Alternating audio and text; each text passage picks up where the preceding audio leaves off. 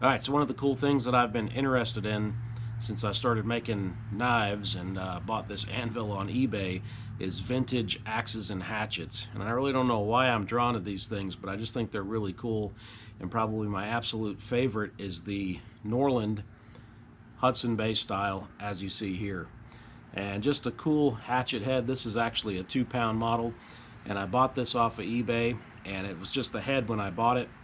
And I did some work to it. I polished up the end here, see that, and I polished the blade just a little bit though, because I didn't want to ruin the, I don't know, 50-60 years of use that it's had. I didn't want to take away from that. So after I finished cleaning up the ends, I mounted it on a hickory handle, brand new hickory handle, and then I charred it and soaked it in some boiled linseed oil. And then to complete the project, I put this piece of leather on here, which is a kind of an overstrike protector.